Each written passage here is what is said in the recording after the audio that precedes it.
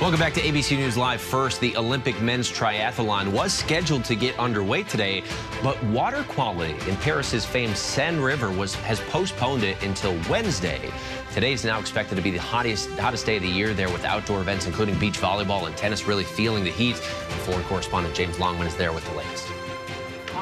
Hi, Trevor. From a very hot Paris, a heat wave has now struck the city. Remember all that rain during the opening ceremony? Now the temperature is getting to the mid-90s. Dangerous, of course, for some of the athletes. I was out on the skateboarding rink, for example. It's very exposed. It's boiling hot down there. Very little cover, as far as I could tell, for some of the athletes. The sailors down in Marseille, they've been feeling it as well. This heat across France. They're wearing ice jackets whilst out on the water. There are contingencies in place for this. There are temperature maximums on each of the event venues, so that if it goes above that, they will then postpone that event to keep people safe. As for spectators, well, organisers are saying there's plenty of water around, there's shade for them. 300 water fountains across Paris as well. You can both get water and it sprays water on you as well, so you kind of get a bit of relief that way. Meantime, here we've been watching the men's gymnastic all-around final. That was last night. I was there in the arena. It was exceptional. It was incredible.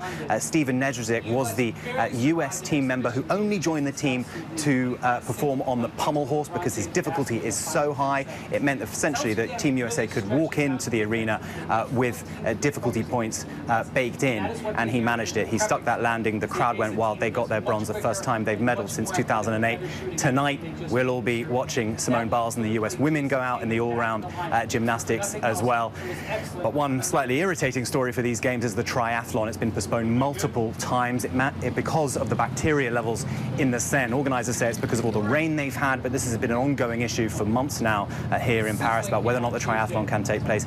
If in the end they postpone it so much that they can, that it's just not possible to continue with the swim, then it will be the duathlon. They'll only bike and they'll run. Trevor?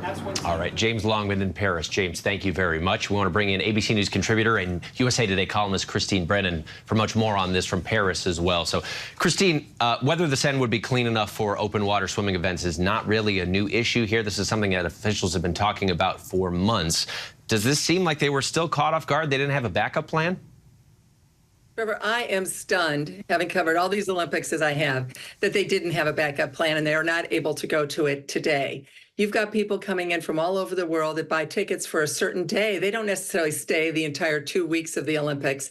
And I never understood, with all the other bodies of water in France, which would be, thousands of them, and certainly near Paris, including the rowing venue, which is supposed to be the backup for open water swimming, why on earth they wouldn't have figured out a way to do this. So it is unfortunate that they just kind of stuck to that. And of course, we saw the opening ceremony, the Seine was that open theater that they, of course, was so elaborate and so beautiful and just off the charts. Well, they want to keep using the Seine, but at some point the organizers should have said, enough is enough. Let's have a backup.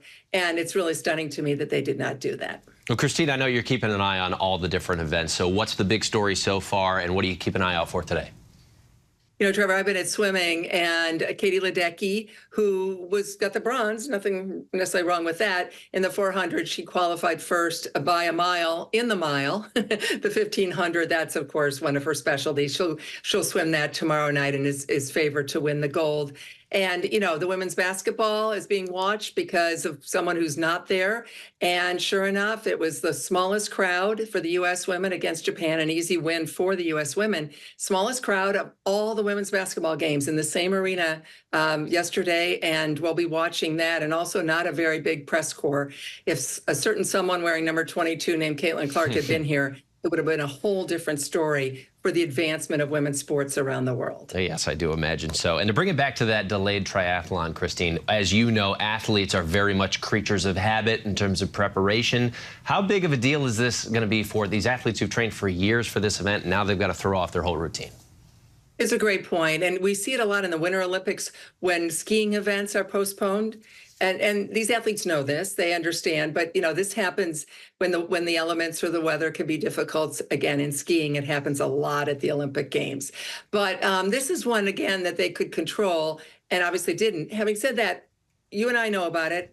Everyone watching us knows about it. The athletes have been informed from the get-go, and there's no surprise to them that the Seine has been an issue, and the pollution and the E. coli and just the water quality. So this is not news. Even though it was avoidable, they have, I'm sure, been preparing for this and the contingency and all the other things that could happen. But for their Olympic moment, often it's just one time at the Olympics. It's such a shame. But again, no surprise, and they certainly have prepared for all the eventualities, including this one. Yes, a very good point. All right, Christine Brennan, thank you very much. We'll know you'll keep following these Olympics, and we will keep watching.